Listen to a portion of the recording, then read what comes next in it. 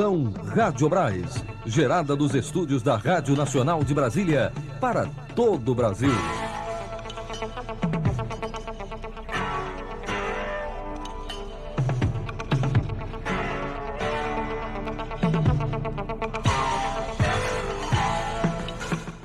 Segunda-feira, 4 de junho de 2001. Boa noite.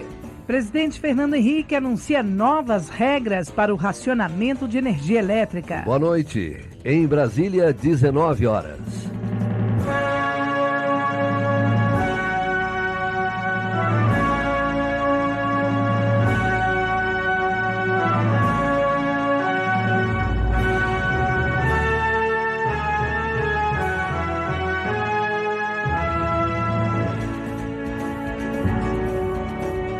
Acompanhe agora os destaques de hoje da Voz do Brasil. Brasil cedia encontro sobre turismo internacional. Crise de energia elétrica não vai atrapalhar o crescimento da economia brasileira. O Ministério da Ciência e Tecnologia vai criar um endereço eletrônico na internet para responder às dúvidas dos consumidores e ajudá-los a economizar energia.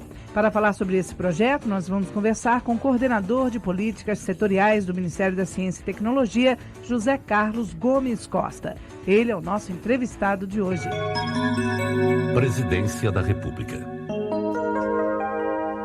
Novas regras para o racionamento de energia. O presidente Fernando Henrique anuncia daqui a pouco as medidas. Vamos agora ao Palácio do Planalto com o repórter Arthur Filho. Arthur, boa noite. Boa noite, Ayrton e Sula. Arthur, parece que o presidente vai dar boas notícias para o consumidor brasileiro. É isso mesmo? Você pode adiantar alguma coisa? Vai sim, Ayrton. Olha, está eliminada a cobrança da sobretaxa para quem consome até 200 kW de energia por mês, mas a meta é atingir 20% de economia. Então, para quem cumprir a sua meta de consumo, não haverá cobrança da tarifa adicional. O presidente Fernando Henrique anunciará outras 3 medidas, como, por exemplo, 40% das famílias brasileiras mais pobres não estarão obrigadas a reduzir o consumo e nem sofrerão os cortes de energia, caso consumam até 100 kW mês. Para quem consumir mais de 200 kWh por mês e não conseguir atingir os 20%, pagará uma tarifa adicional sobre a diferença que ultrapassar os 200 kW. Quem estiver sujeito a corte de energia elétrica na primeira ocorrência, receberá um aviso. O corte só será realizado se não cumprir a sua meta pela segunda vez.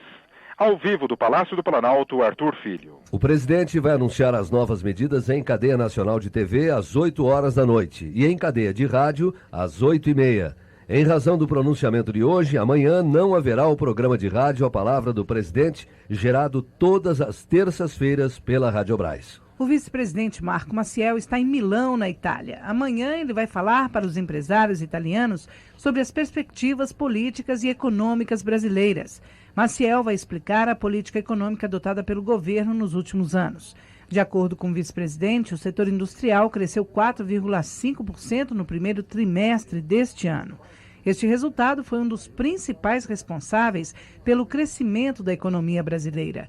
Marco Maciel vai destacar também como estão sendo importantes as negociações entre o Mercosul e a União Europeia para a formação da área de livre comércio e reforçar o intercâmbio entre as duas regiões.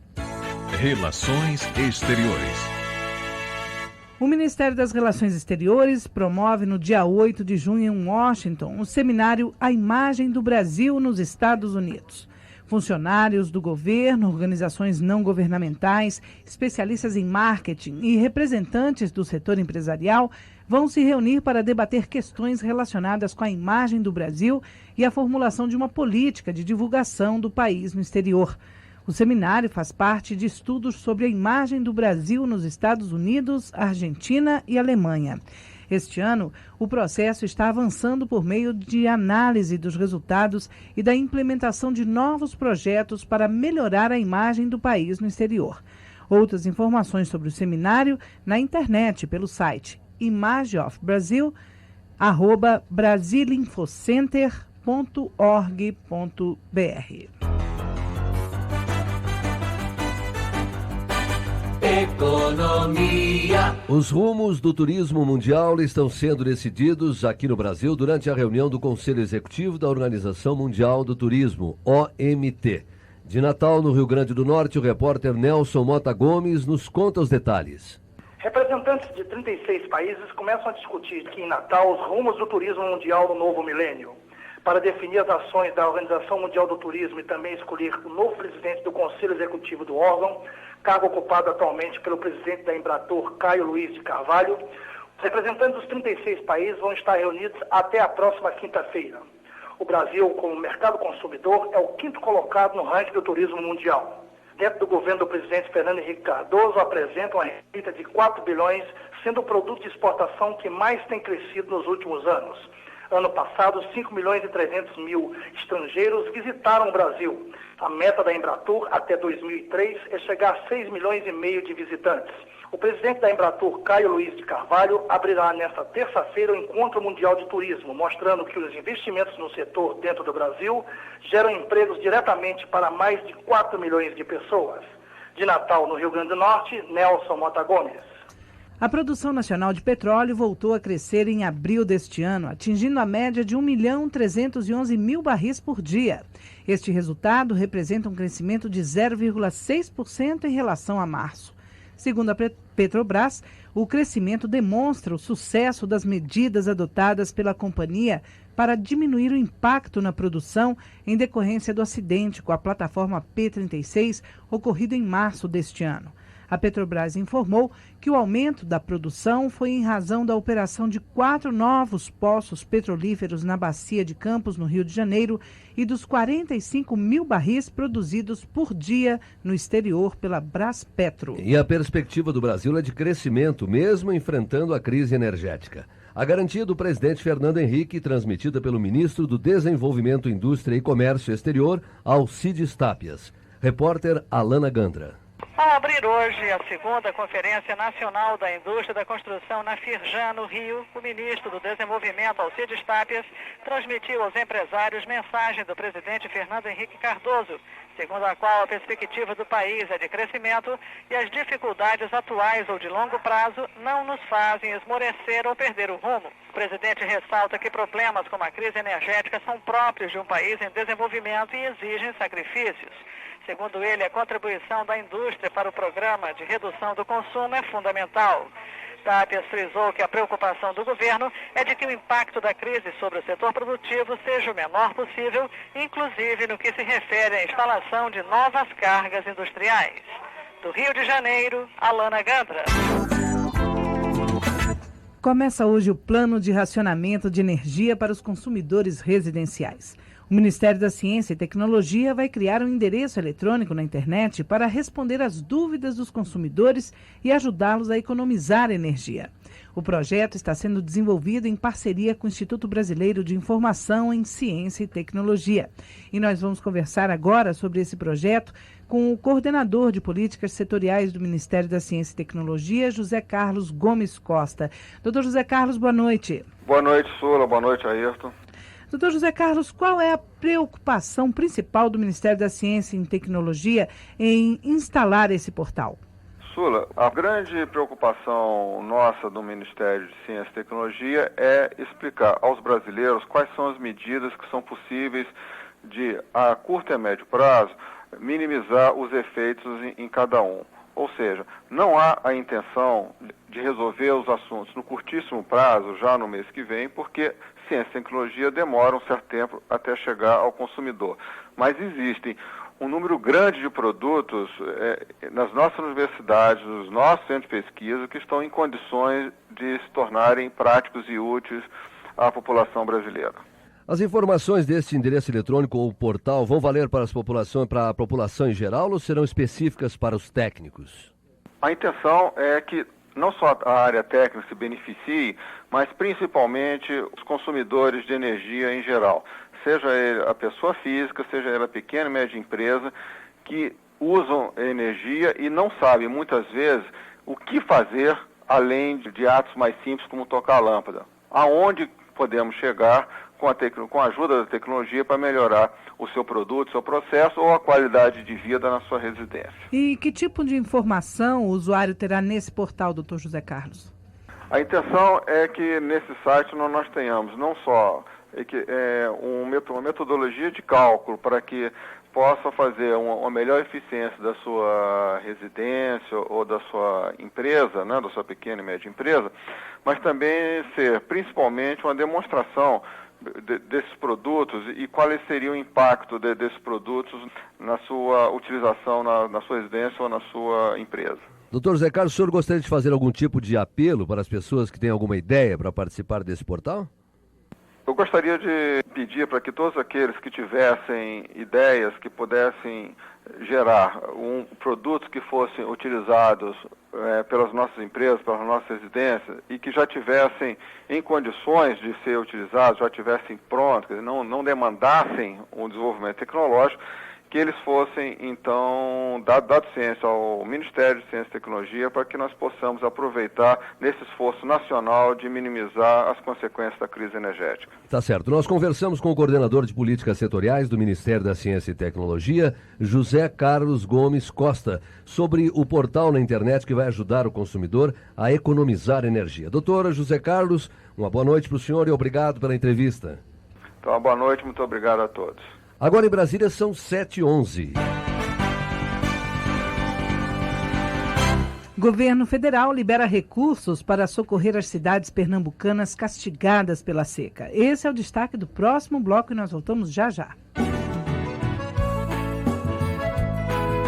Secretários de Educação de cidades de Goiás, Mato Grosso e Mato Grosso do Sul aprendem como administrar melhor o dinheiro do ensino público. Eles participam de 3 seminários abertos hoje simultaneamente pelo MEC em Goiânia, Cuiabá e Campo Grande.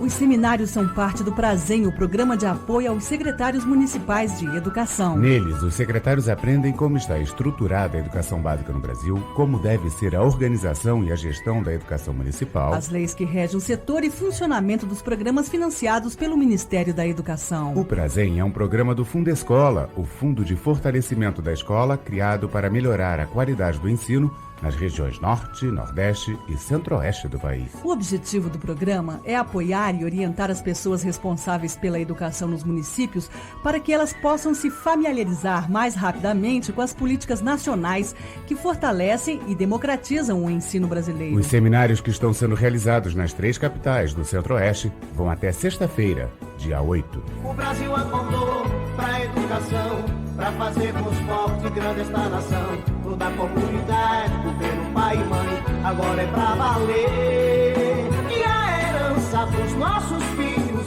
bem maior no coração, é garantir um bom futuro e investir na educação. Vamos pra escola. Ministério da Educação, Governo Federal. A voz do Brasil. Rádio Brasil. O governo federal liberou 9 milhões de reais para o estado de Pernambuco para combater os efeitos da seca. Na região do Sertão, mais de 90% da produção de milho e de feijão estão perdidos. Do Recife, a repórter Rosa Maria nos traz as informações. O governador de Pernambuco, Jarbas Vasconcelos, assina decreto que institui o estado de calamidade pública em 56 municípios do sertão do estado atingidos pela seca. O governo federal vai investir cerca de 9 milhões de reais na contratação de carros-pipa para fornecimento de água e compra de 10 mil cestas básicas para distribuição em todos os municípios afetados pela estiagem este ano. A confirmação foi dada pelo ministro do Desenvolvimento Agrário, Raul Jungmann, que também coordena a Câmara Setorial Extraordinária de Convívio com a Seca e Inclusão Social.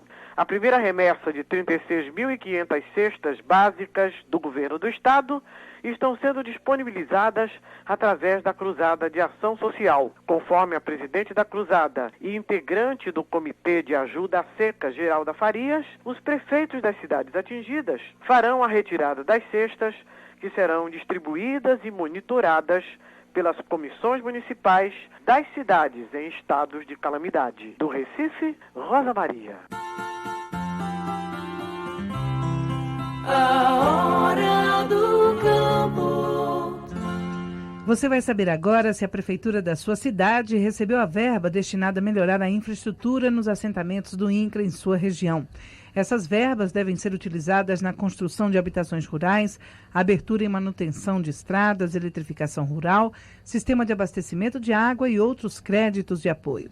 A verba de R$ 886.787 vai para os seguintes municípios: no Maranhão, Bom Jesus das Selvas; na Paraíba, Lagoa Grande; no Piauí, Esperantina, São João do Piauí e Uruçuí; no Rio Grande do Norte, Carnaubais; em Rondônia, Alta Floresta do Oeste e Presidente Médici; em Sergipe, Neópolis e Simão Dias; e no Tocantins, Araguanã e Darcinópolis. O trabalhador rural com experiência mínima de 5 anos em atividade agrícola e que recebe até 3 salários mínimos pode se inscrever no Programa Nacional de Reforma Agrária nas agências dos Correios. Os documentos exigidos são a identidade e o CPF, mas a carteira de trabalho ou certificado de reservista também são válidos. Para ter acesso ao programa, o candidato não pode ser funcionário público ou estrangeiro não naturalizado.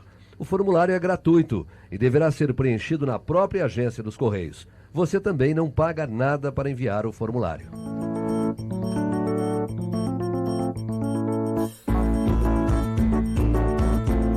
R$ 11.576 famílias estarão recebendo amanhã as cestas de alimentos da Conab. As famílias moram nos seguintes municípios: na Bahia, Macururé; no Ceará, Apuiarés; no Mato Grosso do Sul, Corguinho e Nioaque; em Minas Gerais, Miravânia, Ponto Chique, Ubaí e Verdelândia; na Paraíba, Araçagi, Caldas, Brandão; e no Rio Grande do Norte, Taipu.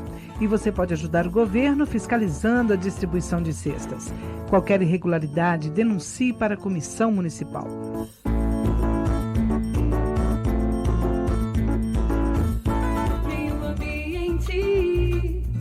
O Ministério do Meio Ambiente e a Radiobras assinaram hoje 2 convênios para divulgar com exclusividade as ações do Ministério na Agência Brasil e na NBR, a TV a cabo do governo federal. Os detalhes com a repórter Niobe Kellen. O portal Agência Brasil passará a divulgar com exclusividade as ações de meio ambiente promovidas pelo governo federal. O convênio de cooperação foi assinado hoje em Brasília pelo ministro do Meio Ambiente, Sarney Filho, e o presidente da Radiobras, Carlos Zaru, por ocasião das comemorações da Semana Nacional do Meio Ambiente. Sarney Filho acredita que este acordo será de fundamental importância para a conscientização da sociedade. Segundo ele, as ações em meio ambiente só terão resultado se tiverem a colaboração de todos, mas para isso é preciso que as pessoas estejam bem informadas. As notícias podem ser acessadas no portal da Radiobras, no endereço www.radiobras.gov.br, na janela sobre ciência e tecnologia e meio ambiente. A Radiobras também vai instalar uma antena parabólica no Ministério do Meio Ambiente nos próximos dias para a captação da NBR, a TV a cabo do governo federal. De Brasília, Niobe Kellen. Na Semana do Meio Ambiente, o IBGE anunciou que até o final deste ano vai lançar o primeiro relatório sobre os indicadores de desenvolvimento sustentável do país. O relatório atende às recomendações da Agenda 21. Repórter Nielmar de Oliveira. O Brasil vai ganhar até o final deste ano o seu primeiro relatório de indicadores de desenvolvimento sustentável. Já em fase de organização pela Diretoria de Geociência do IBGE, o projeto atende a uma das recomendações da Agenda 21, elaborada durante a Conferência das Nações Unidas sobre Meio Ambiente e Desenvolvimento Sustentável, realizada no Rio de Janeiro em 1992, com informações sobre a qualidade do ar, destruição da camada de ozônio, emissão de gases do efeito estufa. O relatório decorre do compromisso internacional assumido juntamente com outros países, onde o Brasil procura dar a sua contribuição para a formação de uma rede mundial de indicadores e avaliações a partir de uma maior abrangência da realidade brasileira.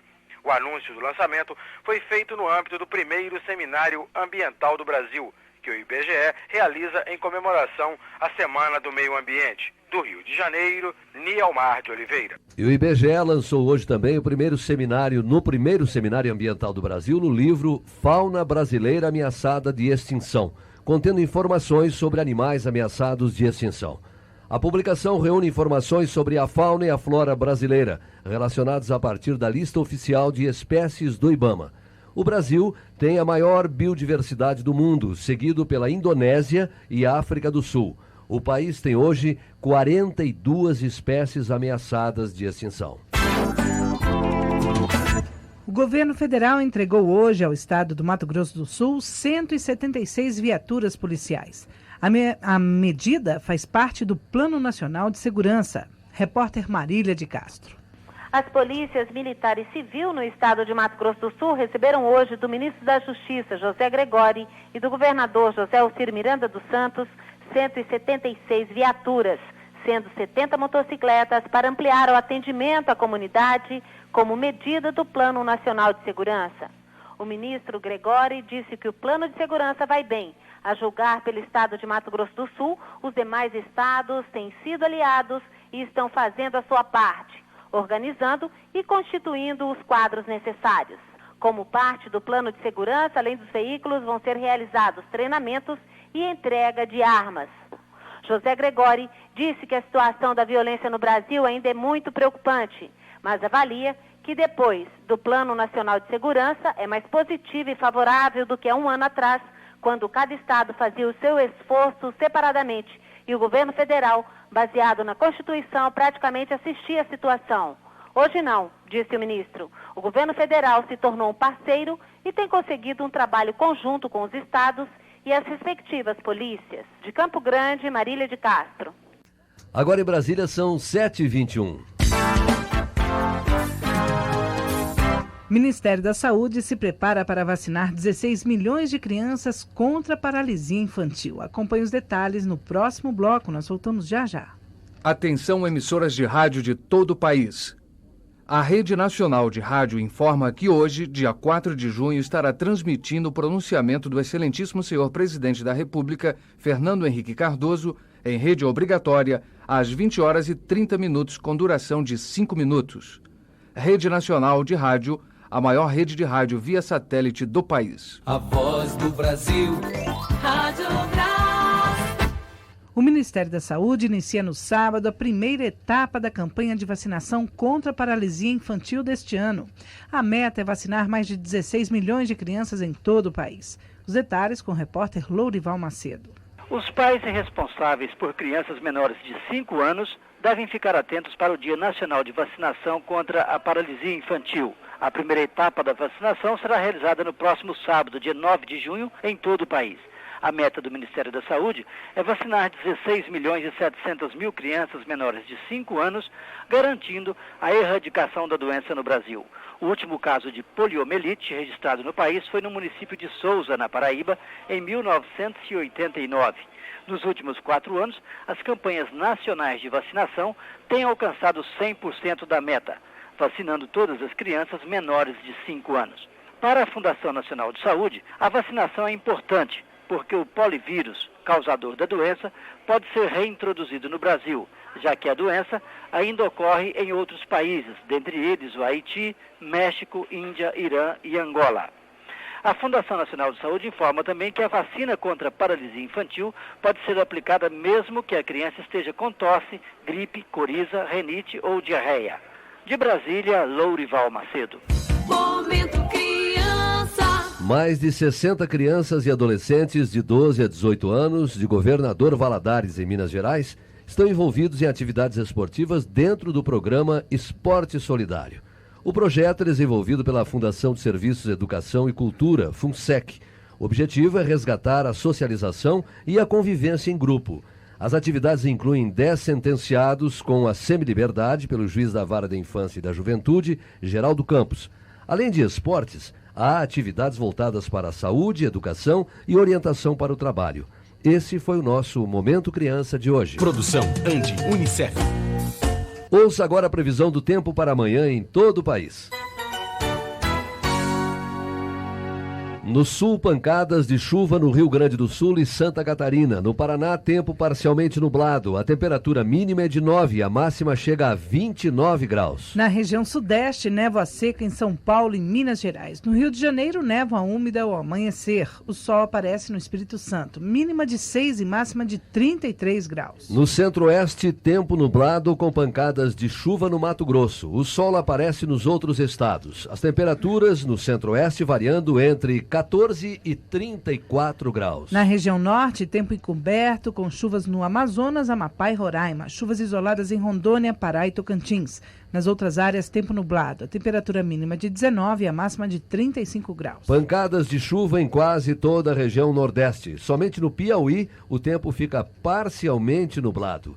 Mínima para o Nordeste de 17 e máxima 35 graus. As informações são do Centro de Previsão do Tempo e Estudos Climáticos do INPE. Agora em Brasília, pontualmente 7h25. Esta primeira parte da Voz do Brasil foi produzida pela Rádio Brás. Uma boa noite, uma ótima semana a todos. É isso aí, uma boa semana para você. E não esqueça, 7 em ponto amanhã, nós voltamos. Até lá.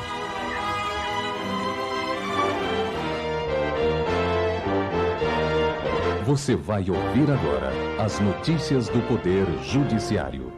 O presidente do Supremo Tribunal Federal, ministro Marco Aurélio, recebeu hoje a Comissão de Estudos Constitucionais da Ordem dos Advogados do Brasil. Após o encontro, o ministro Marco Aurélio afirmou que a visita e o apoio da classe dos advogados representam para ele um grande estímulo. Os advogados são indispensáveis à administração da justiça. Eu tenho a visita dos advogados, capitaneados pelo mestre Paulo Bonavides, como um verdadeiro estímulo. O objetivo da comissão é assessorar a OAB Nacional no ajuizamento das ações diretas de inconstitucionalidade e outros assuntos constitucionais. Segundo o consultor da comissão, Paulo Bonavides, a visita de cortesia e foi também para abrir espaço em relação à defesa da democracia, da cidadania e da Constituição. O plenário do Supremo Tribunal Federal manteve a lei que fixa critérios sobre os depósitos judiciais e extrajudiciais de tributos e contribuições federais. A decisão unânime dos ministros do STF foi tomada ao negar a liminar requerida pelo Conselho Federal da Ordem dos Advogados do Brasil, que pretendia suspender a lei. Na ação direta de inconstitucionalidade, a entidade questionava o repasse dos depósitos pela Caixa Econômica Federal para uma conta única do Tesouro Nacional. Os ministros acompanharam o voto do ministro relator Nelson Jobim, no sentido de que a lei não alterou a função fiscalizadora do juiz na guarda dos depósitos judiciais. Em outra decisão, o Supremo não conheceu da ação direta de inconstitucionalidade, também ajuizada pela OAB, que questionava parte da Constituição do Estado de Rondônia. A OAB pretendia obter do Supremo a suspensão do artigo 64 da Constituição local e da lei estadual, que estabelece pensão mensal e vitalícia aos ex-governadores do então território de Rondônia. A empresa Bradesco Seguros terá que arcar com o tratamento médico de um de seus segurados, portador do vírus da AIDS. Essa é a consequência da decisão do ministro Antônio de Pádua Ribeiro, do Superior Tribunal de Justiça. O ministro é o relator do recurso do segurado contra a Bradesco Seguros. A empresa brigava na justiça para manter a cláusula contratual, que desobriga a seguradora de assistir o paciente no tratamento das doenças decorrentes do vírus da AIDS.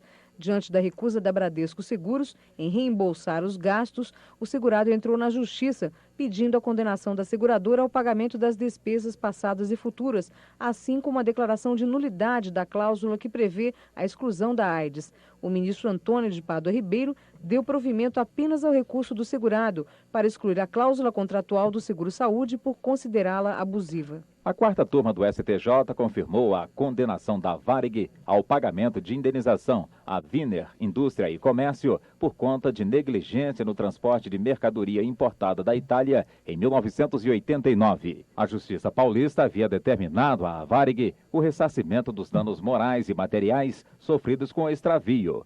A companhia aérea tentou excluir a reparação por danos morais, recorreu ao STJ, mas não obteve êxito.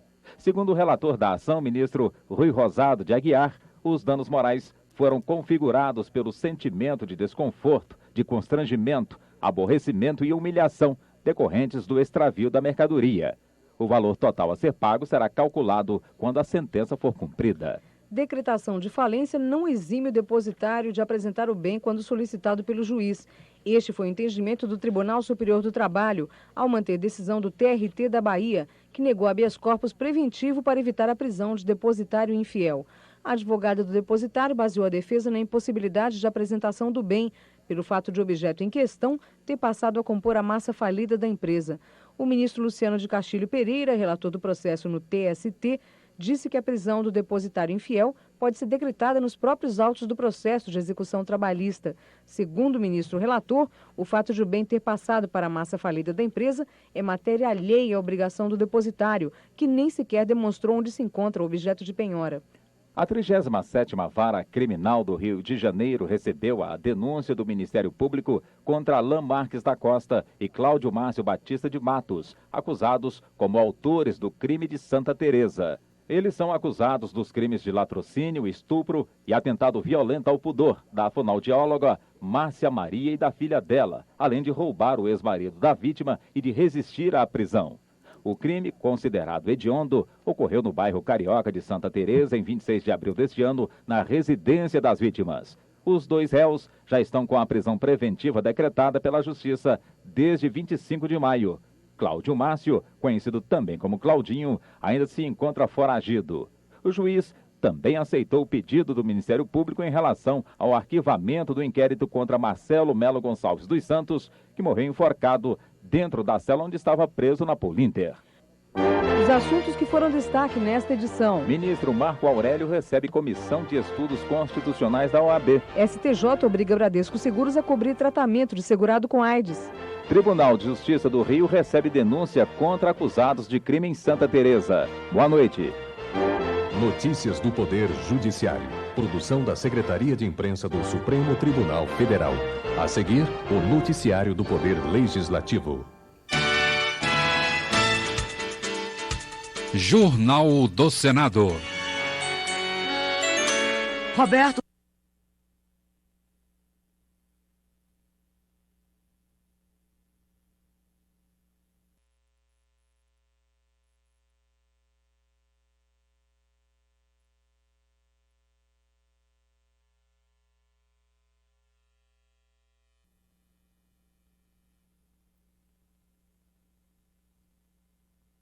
Nós teríamos a multiplicação da receita e dos empregos do lado de cá. Gilvan Borges lamenta que Brasil seja o país mais corrupto da América.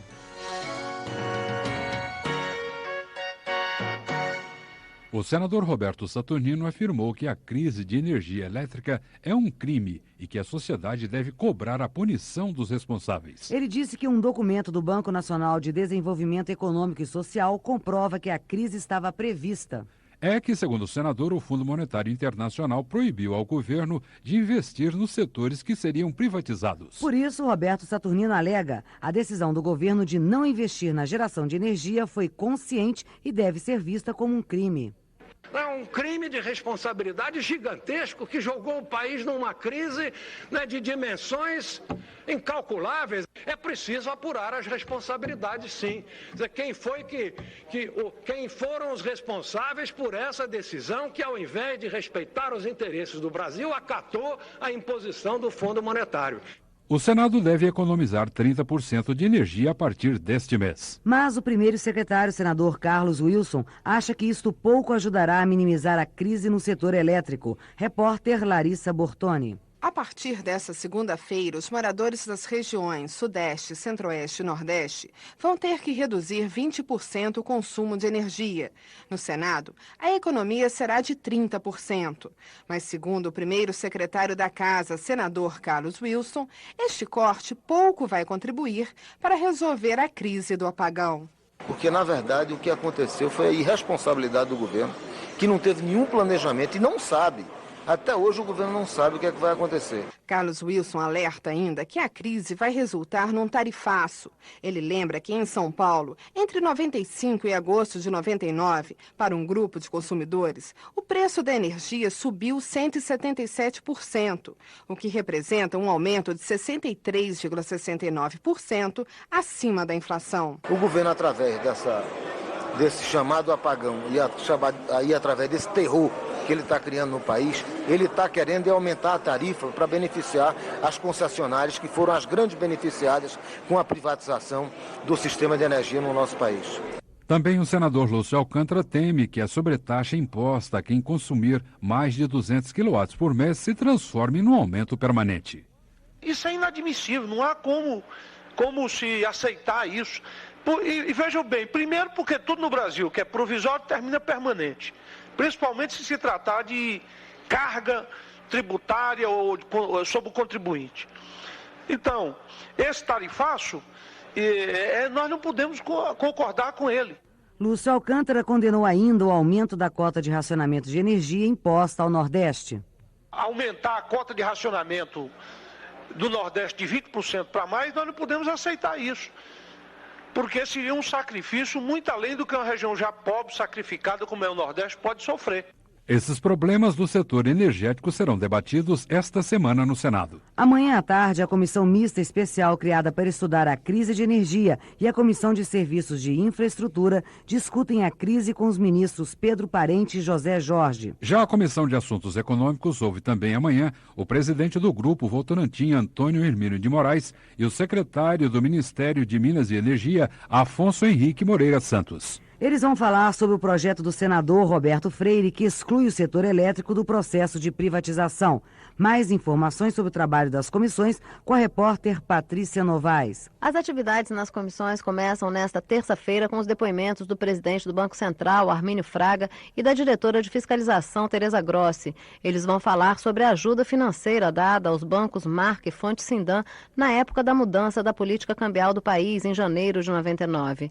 A audiência pública começa às 10 horas e será realizada pelas comissões de Assuntos Econômicos e de Fiscalização e Controle. E em reunião marcada também para esta terça-feira, às 9 horas, será discutido o projeto do senador Lúcio Alcântara, que muda a CLT, Consolidação das Leis do Trabalho, para que a LER, lesões por esforço repetitivo e as doenças osteomusculares relacionadas ao trabalho sejam reconhecidas e possam ser prevenidas.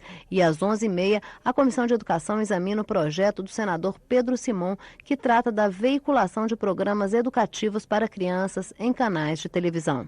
E na quarta-feira, o plenário vota em segundo turno a proposta que obriga a presidente da República, governadores e prefeitos a se afastarem do cargo se quiserem disputar a eleição. Por essa proposta do senador Nabor Júnior, os governantes terão que renunciar 6 meses antes das eleições. E o senador Osmar Dias apresentou o projeto que cria uma área de livre comércio em Foz do Iguaçu, no Paraná. Ele afirmou que isso vai aumentar o turismo na cidade, onde ficam mais de 300 quedas d'água. Osmar Dias reclamou que hoje milhares de brasileiros vão a Foz do Iguaçu, mas gastam todo o seu dinheiro em Cidade Leste, no Paraguai. Ele está certo de que isto mudaria se a cidade fosse transformada em zona de livre comércio. Se nós tivéssemos boa vontade por parte do governo federal de instalar em Foz do Iguaçu uma zona de livre comércio, permitindo a transformação e a montagem de produtos na região de Foz do Iguaçu,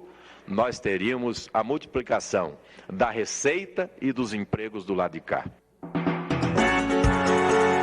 Em instantes, Gilvan Borges lamenta alto índice de corrupção no Brasil.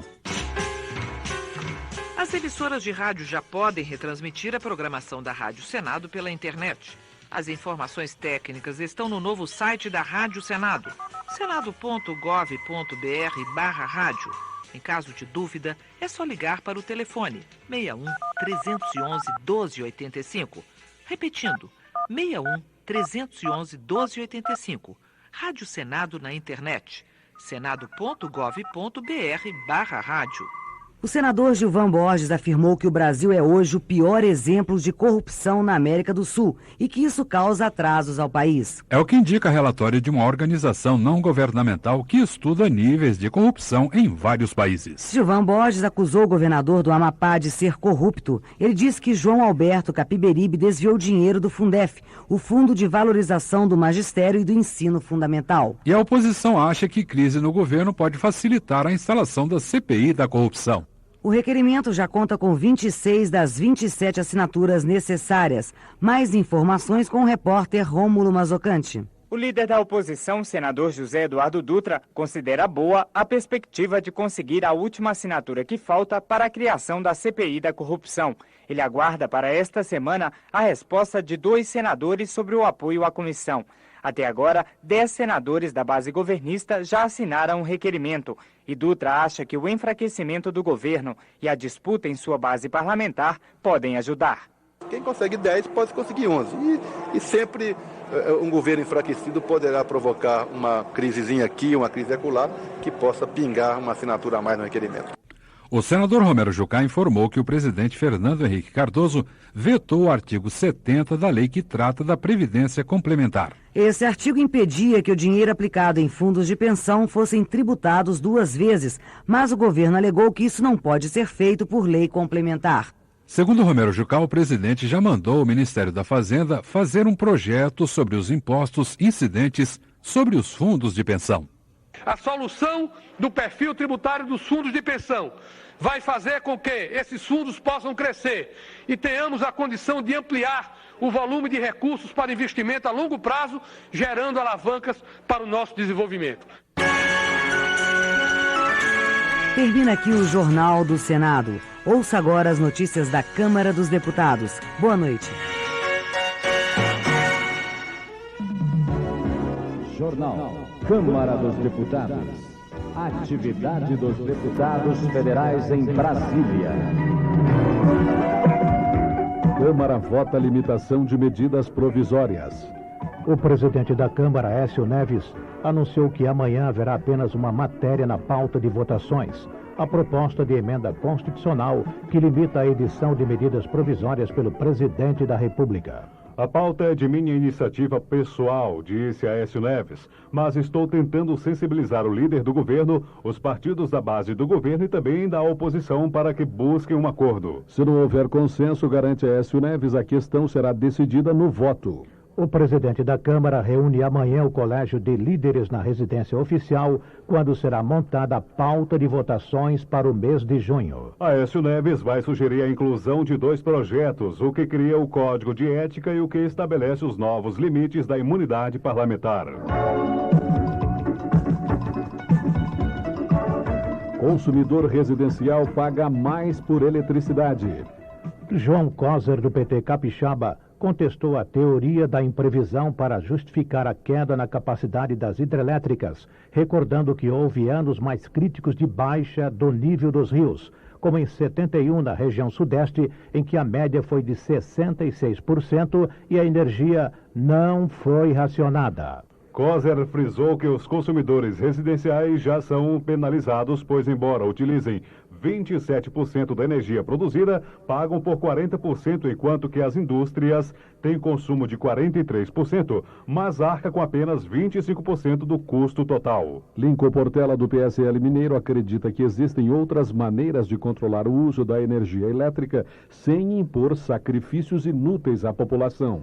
Na opinião de Portela, qualquer medida punitiva não é bem aceita pelos consumidores residenciais, que até o momento são o alvo preferido da Comissão do Apagão, comandada pelo ministro Pedro Parente e por Gilmar Mendes, advogado-geral da União.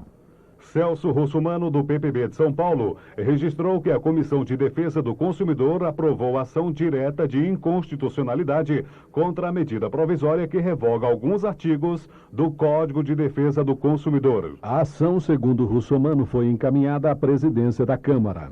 Sérgio Novaes, do PSB cearense, advertiu que o aumento de 20% para 35% no racionamento de energia para o Nordeste vai paralisar o setor produtivo da região, que já enfrenta sérios problemas econômicos. Sobre a crise energética, Salomão Gurgel, do PDT Potiguar, lembra que o governo federal apresentou a desestatização como a salvação para o país e as consequências estão aparecendo com o racionamento, que provocará desemprego e insegurança. Gurgel ainda lamentou que a exploração de tungstênio na região do Siridó tenha sido inviabilizada com a concorrência da China, que comercializa o produto alternativo mais barato. Paulo Feijó, do PSDB Fluminense, elogiou as demonstrações de civismo dos brasileiros que se esforçam para poupar energia, colaborando com o governo federal.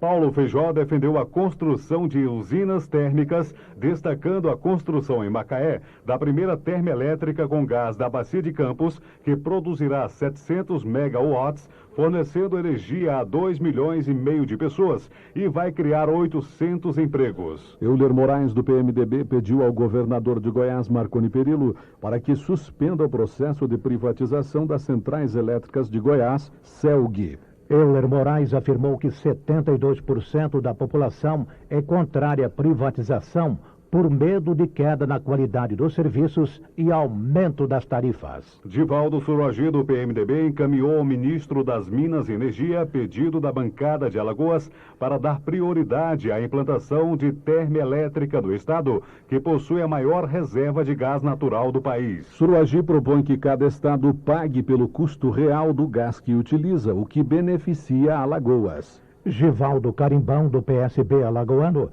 fez uma retrospectiva da administração Ronaldo Lessa em Alagoas, afirmando que finalmente o estado recuperou-se da falência em que se encontrava. Carimbão lembra que Ronaldo Lessa encontrou o estado com uma dívida superior a 3 bilhões de reais e os servidores com 9 meses de salários atrasados, mas agora as contas de Alagoas estão em dia, permitindo inclusive o investimento em termoelétricas.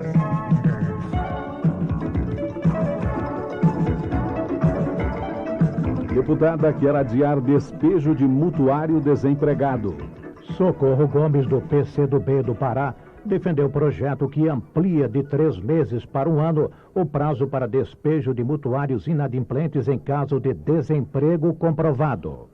Socorro Gomes afirmou que o desempregado deve ter garantido um local para morar, visto que o sustento de sua família já está comprometido com a falta de renda. Tânia Soares, do PCdoB, pediu a intervenção da Câmara junto ao governador de Sergipe para que negocie com os professores que fizeram greve de fome, reivindicando um piso de R$ 211. Tânia Soares afirmou que uma categoria de trabalhadores tão importante quanto a dos professores deve ser melhor remunerada.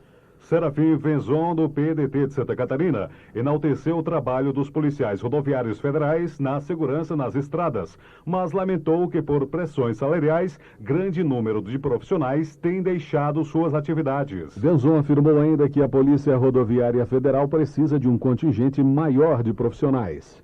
Nelson Marqueselli, do PTB de São Paulo, alertou para a crise da Embrapa, afirmando que a pesquisa agropecuária é uma área estratégica e deveria receber mais atenção do governo. Marqueselli salientou que o orçamento da Embrapa diminuiu quase 1/3 nos últimos 20 anos, inviabilizando pesquisas e o pagamento de funcionários altamente qualificados. Babá, do PT do Pará, cobrou da direção da Caixa Econômica Federal o pagamento da dívida de cerca de R$100 milhões para os garimpeiros que trabalhavam em Serra Pelada antes da privatização da Companhia Vale do Rio Doce. Expulsos do seu trabalho, reclamou Babá, os garimpeiros querem agora que a Câmara dê agilidade aos projetos que os beneficiam.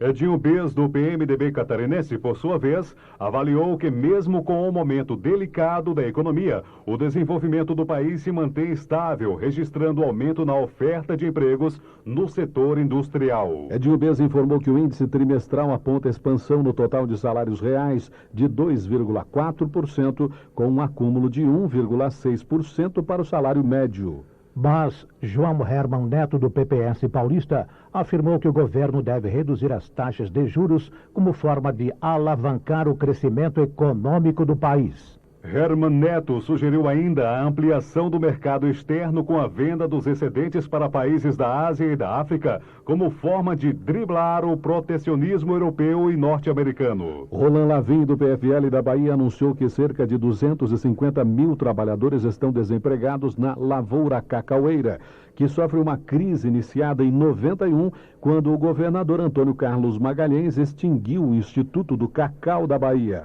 As cidades de Itabuna e Ilhéus, segundo Lavin, são as que mais se ressentem com a queda na atividade econômica da região. Coriolano Salles, do PMDB, por sua vez, registrou a situação dos produtores de algodão do sudoeste baiano, que perderam grande parte de sua produção por causa das pragas. Coriolano Salles pediu à presidência do Banco do Nordeste para que reavalie as dívidas e negocie novas formas de financiamento para a quitação dos compromissos dos agricultores.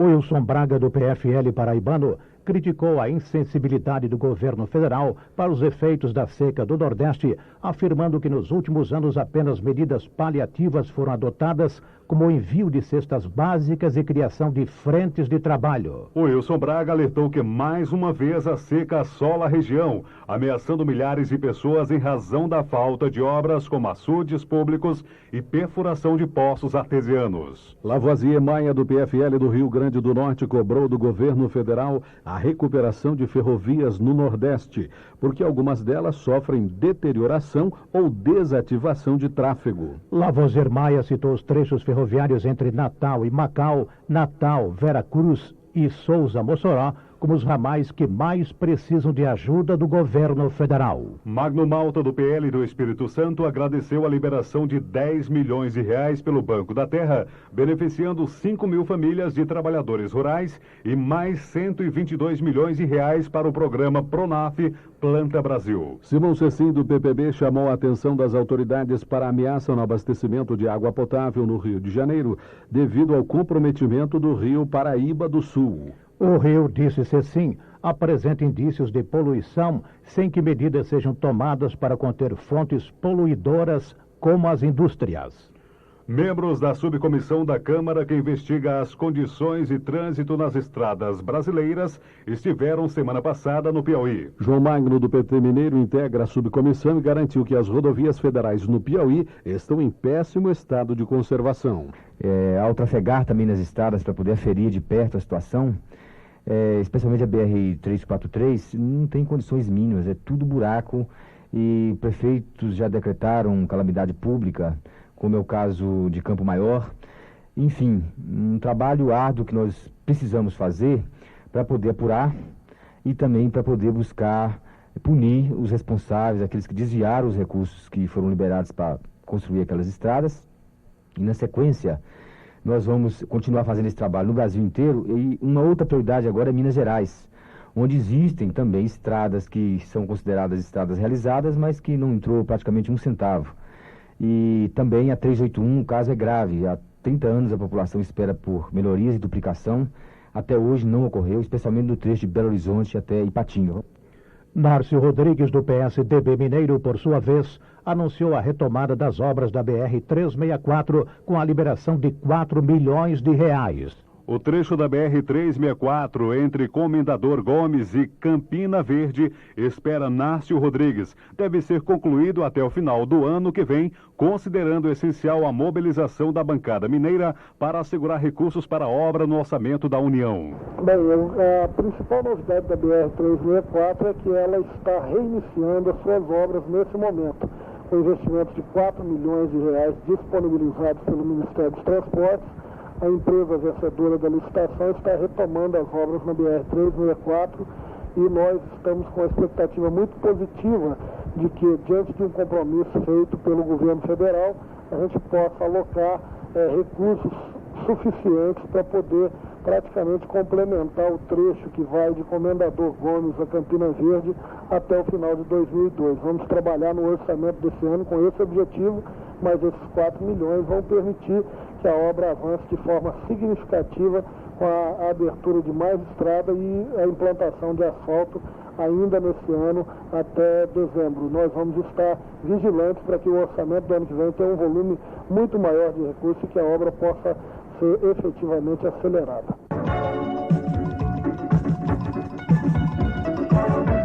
Mortalidade materna preocupa deputadas. Ieda Crucius, do PSDB gaúcho, integra a CPI da Câmara que investiga as causas da mortalidade materna e garantiu que em 90% dos casos a morte poderia ser evitada. Ieda Crucius lamenta ainda a subnotificação de casos de morte materna que distorce os números, especialmente em estados do Norte e Nordeste, impedindo que o país conheça a real dimensão do problema. No Rio Grande do Sul, eu que sou membro da CPI da mortalidade materna, a estatística, ela aparentemente é muito alta. Acontecem 50 mortes em cada 100 mil nascidos vivos. É assim que a estatística da morte por causas maternas, o pré-parto, parto, puerpério, é internacionalmente reconhecido. Em países da Europa e dos Estados Unidos, é 10 por cada 100 mil nascidos. No Rio Grande do Sul, a estatística é de 50, enquanto há estados do norte e do nordeste do país em que a estatística é 10, 12, 15. E isso causou surpresa a primeira vez que foi colocada essa estatística nas análises da CPI da mortalidade materna. No entanto, isto leva exatamente a que saibamos que quando uma mulher morre, nem sempre a verdadeira causa é colocada. Por exemplo, uma mulher teve um parto complicado, foi para o hospital ou foi para casa e por complicações do parto morre 6 meses depois. O registro vem, por exemplo, que ela morreu de pneumonia. Thelma de Souza, do PT paulista, lamentou que, diante dos fatos políticos dos últimos dias, a sociedade brasileira não tenha comemorado na semana passada o Dia Latino-Americano de Combate à Mortalidade Materna. Segundo Thelma de Souza, a situação é grave no Brasil pela falta de prevenção e de atenção adequada às mulheres, ressaltando que mais de 90% das mortes por aborto e complicações pós-parto poderiam ser evitadas. Massal Filho, do PMDB do Mato Grosso do Sul, elogiou o programa do governo que oferece abrigo para mulheres vítimas de violência. Marçal Filho lembrou que existe um projeto de sua autoria que pune também familiares que presenciem violência doméstica, mas mantenham silêncio, contribuindo para aumentar a impunidade. Almeirinda de Carvalho, do PFL do Rio de Janeiro, destacou o trabalho de implementação do Consórcio Intermunicipal de Saúde, que vai melhorar o atendimento à gestante na Baixada Fluminense. Almeirinda elogiou também a Prefeitura de São João de Meriti pela inauguração do Hospital Infantil da cidade. Bem, eu queria destacar aqui que, através do Ministro da Saúde, implementamos na Baixada Fluminense o Consórcio Intermunicipal da Saúde, que hoje conta com uma central de atendimento às gestantes, com vagas garantidas nos hospitais públicos e privados, para todas as mulheres da Baixada Fluminense. E falando em saúde, quero também parabenizar o prefeito de São João de Meriti, Antônio de Carvalho, e o secretário de Saúde, Iranildo Campos, pelo empenho na construção e inauguração do Hospital Infantil de São João de Meriti. Rubem Medina, do PFL do Rio de Janeiro, registrou pesquisa do IPEA, demonstrando que as empresas das regiões Sul, Sudeste e Nordeste investiram cerca de 4 bilhões de reais em programas sociais entre 98 e 99. Estes programas, explicou Medina, atendem prioritariamente a comunidades onde as empresas estão inseridas e são voltados para assistência social. Confúcio Moura, do PMDB, elogiou a atitude da Suframa, que decidiu investir 15% dos recursos destinados à região nas universidades do Amazonas, Rondônia, Acre e Roraima. Os investimentos são essenciais para o desenvolvimento tecnológico da região, destacou Confúcio Moura. Eurípides Miranda, do PDT rondoniense, criticou a entrada em funcionamento da DirecTV na região amazônica por se tratar de uma empresa multinacional que não vai preservar a cultura local. Segundo Eurípides Miranda, a região já é atendida pela Rede Amazônica de Televisão, que tem um compromisso de valorizar a cultura. Antônio Carlos Panunzio, do PSDB paulista, solicitou que o IBAMA doe 20 hectares de uma reserva florestal para a implantação do campus da Universidade Estadual Paulista em Iperó, região de Sorocaba. O terreno do IBAMA, conforme Panunzio, oferece condições ideais para a construção das faculdades da Unesp, que vai também garantir vigilância sobre o patrimônio público. Paulo Paim leu o manifesto dos artistas afrodescendentes elaborado durante o 5º Festival de Cinema em Recife. Os artistas dizem que a participação de negros nas produções artísticas é de apenas 10%, destacou Paim, do PT Gaúcho, e defenderam a aplicação de sanções econômicas às empresas que não respeitem a pluralidade étnica.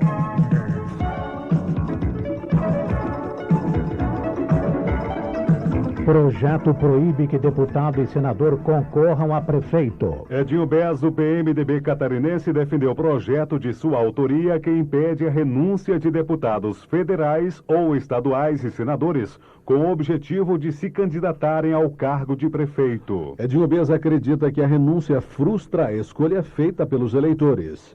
Arthur Virgílio Neto, líder do governo, condenou as críticas feitas pelo presidente da Ordem dos Advogados do Brasil, Rubens Aprobato, contra o presidente da República.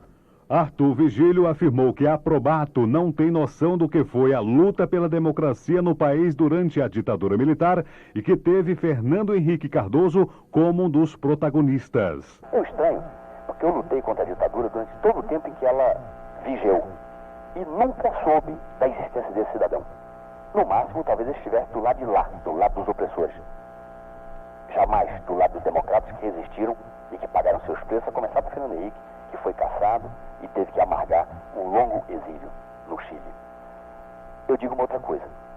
Fui saber que o cidadão Aprobato, que fala tanto em ética, que fala com exagero, que dá até para desconfiar desse exagero, teria sido secretário do senhor Orestes Quercia, que não é exatamente nenhum exemplo de ética afetado aos nossos filhos, aos nossos netos, ao nosso país.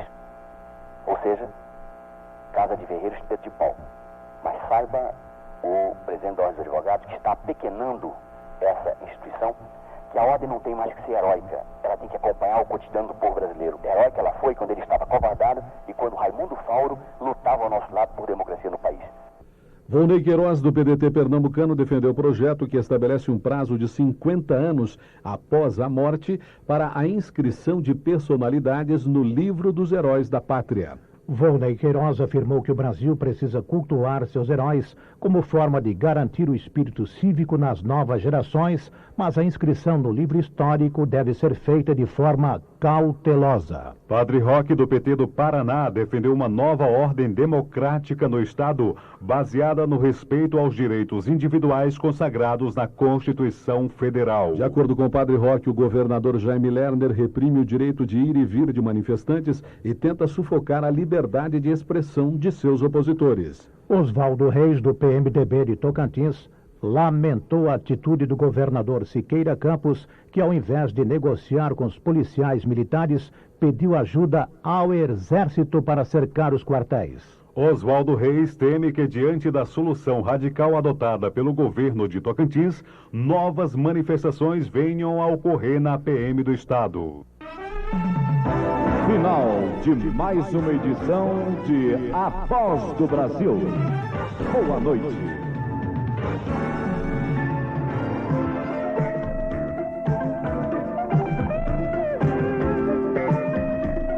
Para a propaganda gratuita dos partidos políticos.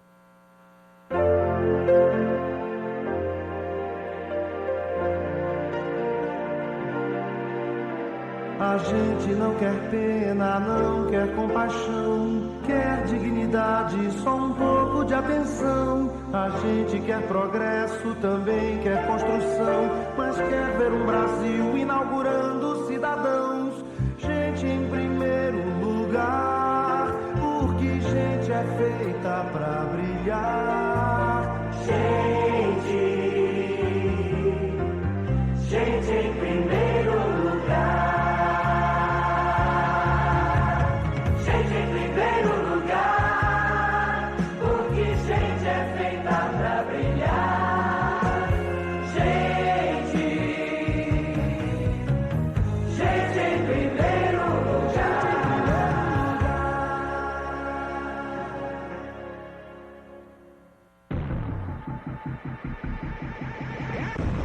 O Brasil mudou. Há 6 anos, o país rompeu com o atraso do passado e deu um salto para o futuro. Hoje, o Brasil é um país próspero, moderno, com mais justiça social e melhor qualidade de vida. Conquistas comandadas pelo partido que mais cresce no Brasil, o PSDB.